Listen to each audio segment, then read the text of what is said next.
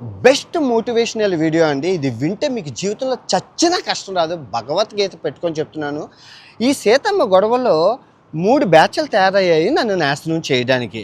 అయితే first batch బత్తాయి batch, రెండో బ్యాచ్ బెట్టింగ్ బ్యాచ్, మూడో బ్యాచ్ చిల్లర బ్యాచ్. సో వీడు దొరికాడు, ఇదే సమయం ఈ జీవితాన్ని నాశనం చేద్దామని ట్రై చేస్తారు. ఫస్ట్ ఈ బత్తాయి బ్యాచ్.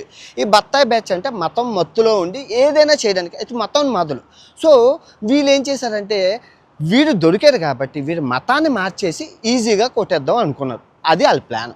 సో ఇప్పుడు నాకు తెలుసు కదా, సో వాళ్ళకి ఏదైతే కావాలో వాళ్ళని రెచ్చగొట్టి, ఈ బత్తాయిలను రెచ్చగొట్టి, ఇంకా రెచ్చగొట్టి ఉప్పు కారం బత్తాయిల్లో వేసి దానికి తోటి నేను మతం మారిపోయానని నేనే వీడియోలు ఇచ్చి స్టఫ్ ఇచ్చి వాళ్ళని రెచ్చగొట్టాను. వాళ్ళందరూ వస్తే నేనెవరిని బాగా సాన పెట్టిన కత్తిని, ఇప్పుడు బత్తాయి ఇచ్చి కత్తికి పడితే ఏమవుతుంది, కట్ అయిపోతుంది. అలాగే కట్ చేసేసాను, జ్యూస్ చేసుకొని తాగేసాను. బత్తాయి రంగు యాపిల్ ఐఫోన్ కొనుక్కున్నాను 2 లక్షలు పెట్టి.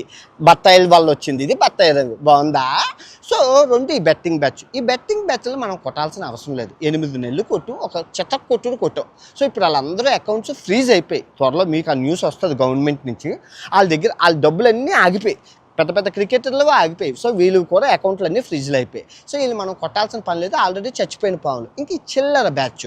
ఈ చిల్లర బ్యాచ్ ఎవరంటే ఉల్లిపాయల కోసం, టమాటాల కోసం, న్యూస్ ఛానళ్ళు, యూట్యూబర్స్, ఒకటి ఎవరైనా డబ్బుల కోసం, వ్యూవర్షిప్ కోసం, ఫాలోవర్ల కోసం, వాళ్ళ ఇష్టం వాళ్ళు నాకు ఎంటర్టైన్మెంట్. ఈ మొత్తం ఈ గొడవల్లో నేను ఎంజాయ్ చేశాను అంటే వాళ్ళే నన్ను ఎంటర్టైన్మెంట్ చేసింది. నన్ను నవ్విస్తూ జోకులు వేస్తూ చేశారు. End of the day no issue. So నేను 12 లక్షలు సంపాదించుకున్నాను ఈ గొడవల్లో ఈ 15 రోజుల్లోని. వాళ్ళు 1,00,000, కొందరు టీవీలు కొనుక్కున్నారు, కొందరు ఫోన్లు కొనుక్కున్నారు, కొందరు వాషింగ్ మిషన్లు, ల్యాప్టాప్లు ఇవన్నీ కొనుక్కోసి ఎవరు కూటు కోసం కోటి విద్యలు. ఓకే, ఇదంతా పక్కన పెడితే ఒక 2,000 నుంచి ఒక 5,000 మంది దాడి చేసిన స్టిల్లు నేను ఇలాగా హ్యాపీగా మీ ముందు తొడకొట్టి మేసం మెలేసి మీ ముందు ఉండడానికి గల కారణం న్యాయం, ధర్మం నా వైపు. అవి ఉన్నోన్ని భగవంతుడు కూడా ఏం చేయలేరు. మీరు న్యాయంగా ధర్మంగా ఉండండి, అంతా మంచిగా జరుగుతుంది.